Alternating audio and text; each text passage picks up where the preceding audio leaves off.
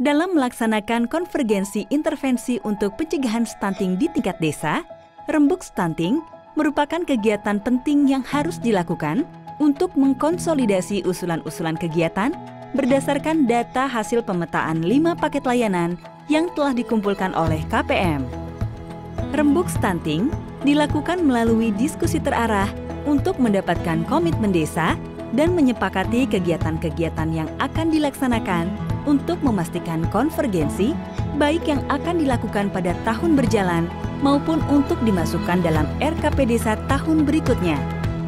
Peserta Rembuk Stunting Desa meliputi aparat dan kepala desa, BPD, tim perencana kegiatan desa, unsur PKK, KPMD, kader posyandu, bidan desa, tendik PAUD, pelaku program terkait penanganan stunting, termasuk UPT terkait, puskesmas, terutama sanitarian, dan ahli gizi, Pamsimas, program keluarga harapan, kawasan rumah pangan lestari, dan kelompok wanita tani, dan lain-lain. Dan organisasi masyarakat seperti kelompok tani atau KWT, kelompok keagamaan, dan Karang Taruna.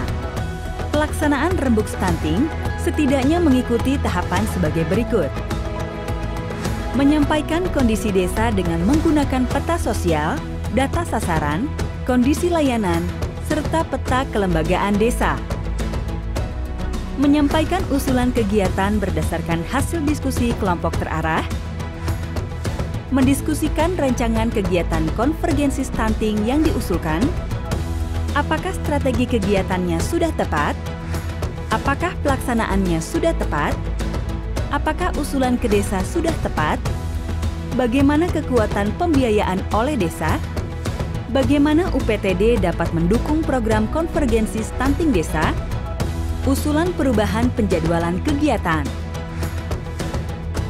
Mencatat hasil diskusi ke dalam formulir rencana kegiatan konvergensi penanganan stunting, lihat dalam buku monitoring.